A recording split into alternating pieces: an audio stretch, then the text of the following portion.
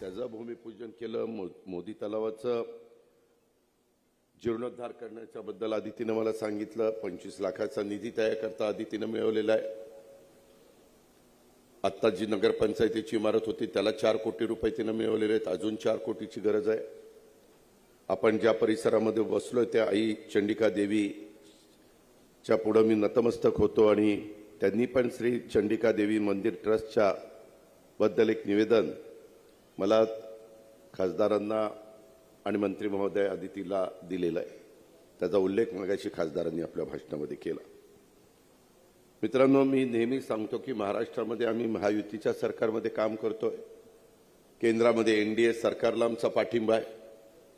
विकास झाला पाहिजे, प्रगती झाली पाहिजे, लोकांचे प्रश्न सुटले पाहिजे, तरुणांच्या हाताला काम मिळालं पाहिजे, बचत गट असतील त्याच्यामध्ये महिलांना देखील मान सन्मान प्रतिष्ठा प्राप्त करून देण्याचं काम झालं पाहिजे आणि चांद्यापासून बांद्यापर्यंत असणारा तुमचा माझा शाहू फुले आंबेडकरांचा महाराष्ट्र हा सर्वार्थाने देशामध्ये पहिल्या क्रमांकाचं राज्य विकासाच्या बाबतीमध्ये राहिलं पाहिजे असा प्रयत्न देवेंद्रजी फडणवीस असतील, एकनाथराव शिंदे असतील, मी असेल किंवा आमचे सगळे सहकारी असतील, आमच्या सगळ्यांचा आहे.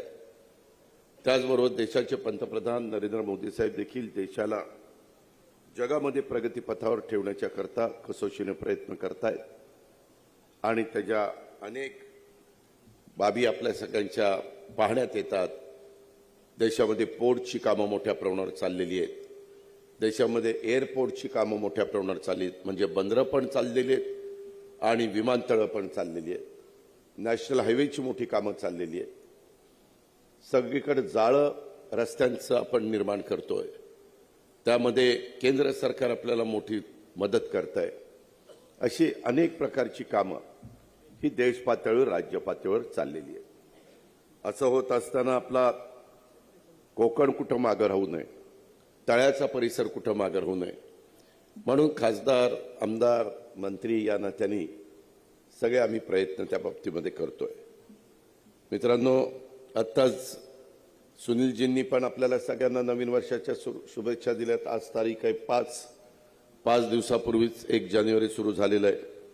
हे नवीन वर्ष देखील आपल्याला सगळ्यांना सुखाचं, समृद्धीचं, आनंदाचं, भरभराटीचं जावं अशा प्रकारच्या शुभेच्छा देतो आणि आई चंडिका देवी प्रार्थना करतो देवीची चरणी की महाराष्ट्राला सर्वांगीण प्रगतीच्या वाटेवर घेऊन जाणारं हे नवीन वर्ष ठरावं.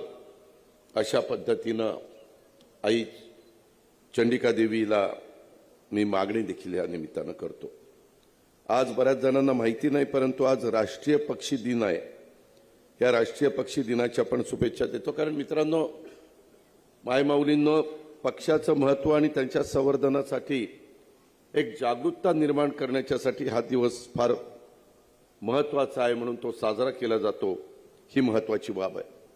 आम्ही लहानपणी बघायचो, कुठेही बघितलं तर चिमण्यांचा चिवचिवाट आपल्याला सगळ्यांना ऐकायला मिळायचा. आता तुम्हाला चिमणी कुठे दिसते का? चिमणी पण दिसत नाही, चिमणा पण दिसत नाही.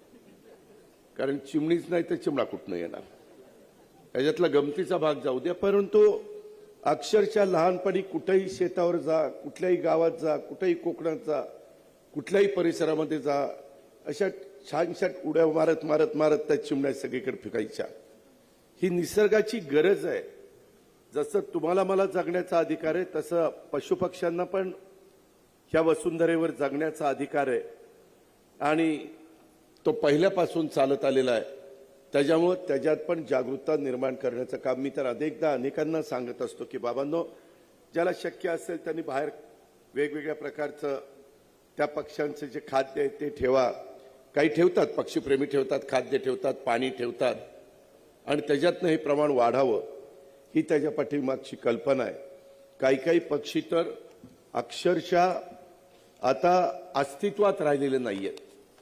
त्यामध्ये आमच्या भागामध्ये म्हणजे सोलापूर आणि तिकडं माळढोक पक्षी, तुम्ही नाव ऐकून असेल, ज्यांना पक्षाची माहिती आहे, तो माळढोक पक्षी एवढं मोठं आरक्षण तिथं ठेवलेले माळढोक पक्षाच्या करता, परंतु तो पक्षी फार क्वचित एखाद दुसरा त्या ठिकाणी दिसतोय. अशा पद्धतीनं या राष्ट्रीय पक्षी दिनाच्या निमित्तानं देखील मी आपल्या सगळ्यांना सांगतो रायगडचा जिल्हा पक्षी आहे तिबोटी खंड्या, हा देखील आपल्याला सगळ्यांना माहिती आहे. आता किती तिबोटी खंडे बघायला मिळतोय, फार कमी त्या ठिकाणी पाहायला मिळतो. आणि म्हणून त्याच्याकडे पण आपण सगळ्यांनी लक्ष दिलं पाहिजे. खरं ही भूमी छत्रपती शिवाजी महाराजांच्या पदस्पर्शाने पावन झालेली भूमी आहे. आणि म्हणूनच आल्या आल्या आम्ही शिवशाहू फुले आंबेडकरांच्या पुढं नतमस्तक झालो, त्यांच्या पुढं अभिवादन केलं. आणि या तळा किंवा कोकण, मी कोकणला सुनील तटकरेंना माहिती आहे किंवा आदित्यलाही आता माहिती आहे, ती मंत्रिमंडळात आहे. आम्ही त्याच्या आधी तटकरे साहेब आम्ही सगळी काम करायचो. कोकणचा कुठलाही प्रश्न आला तर कधी कधी काही असे प्रसंग निर्माण व्हायचे की काय करायचं. मी नेहमी त्यांना सांगायचो की बाबांनो, विदर्भ असेल, मराठवाडा असेल, उत्तर महाराष्ट्र असेल, पश्चिम महाराष्ट्र असेल, हा सगळा भाग वेगवेगळे ऊसाची शेती अडचणीत आहे, मदत करा. कापूस अडचणीत आहे, मदत करा. सोयाबीन अडचणीत आहे, मदत करा. इतर वेगवेगळ्या प्रकारे संत्र्याच्या बागा अडचणीत आहे, केळीच्या बागा अडचणीत आहे, द्राक्षाच्या बागा अडचणीत आहे.